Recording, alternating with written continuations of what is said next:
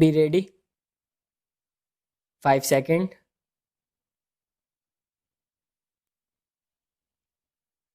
Start. Now, I would like to say that with this measure we are now adopting, to my mind, it will not be possible to have this system or any other system functioning effectively. The number of clauses that we have included are so restrictive and rigid that it will not be possible for any system to function in this country. If at all it is able to function, it will be able to function with a lot of difficulties. It will be said afterwards that the industrial sector, particularly the private sector, has not been able to deliver the goods. I would like to warn the government that if anything happens in the future in which industrial production or production in the private sector has not gone up, it would be not because of any lack of efforts on the part of the private sector, but because of the measure that we are now adopting.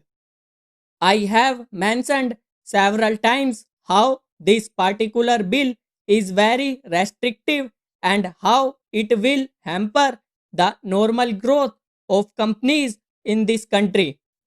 It is a pity that when we are on the threshold of the second 5-year plan, such a measure should be passed in this house. I would now like to make a few observations about the speeches of some of the honorable members here. Sri Ashok Mehta justifies the restrictions on managing agents by saying that managing agents are no longer the main source of finance. He also argues that profits have been high and will continue to remain high, and therefore he would like to see the managing agents being paid on a sliding scale. He is in the habit of referring to a number of books and making quotations from a number of them published in America or in other countries, and particularly by some of the professors. I would also like to mention to him that even when companies are floated, it requires a certain amount of confidence amongst the investing public, and it is because a particular firm is managing a particular company that this confidence is created in the investing public. Even there, as the Honorable Finance Minister has said, there is a sort of overall tight control. New banks and insurance companies are not floated nowadays. What you have are the few banks which are existing and the few insurance companies that are existing. The other point is that the credit worthiness of the managing agency firm does not count to a certain extent in getting credit from the banks and other financial institutions.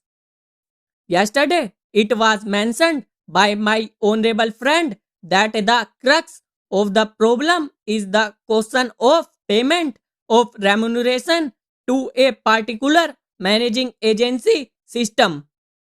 He said that in this bill, a definite encouragement has been given to the alternative type of management, namely the managing director or the manager, where an individual has been permitted to take 5%, while in the case of the managing agency, it has been permitted to take about 10%.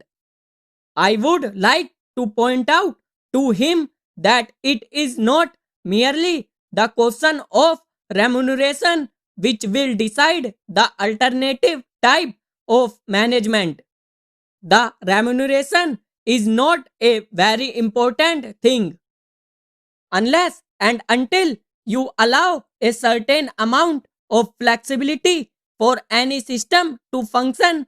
It will not be possible to evolve any other system to take the place of the managing agency system.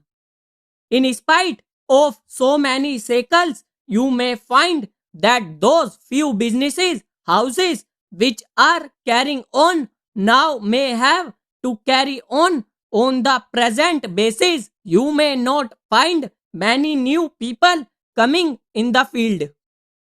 Several times it has been mentioned in this house why the businesses community has not prescribed for itself a code of conduct. In this connection, I would like to point out that a degree or diploma is essential for the profession, and in case of violation of the code, sanction should be provided by it to prevent a person from practicing the profession. Today, even Ashok Mehta and Sri C.C. Saha can set up a grocery shop and become businessmen. Nobody lays down any condition for starting businesses, and nobody can prevent others from continuing it. But I would like to point out that with regard to the code of conduct, there is a certain amount of ethics and there are certain standards and traditions on which businesses, houses function.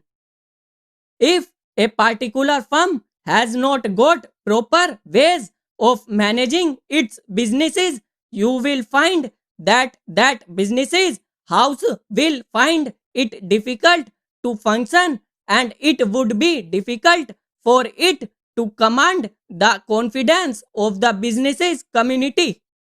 It would not be possible for it to function as effectively as a firm which has proper ways of managing its businesses. That is sufficient as a code of conduct. It is not possible to prescribe a certain code of conduct in the manner it has been done for the profession in general.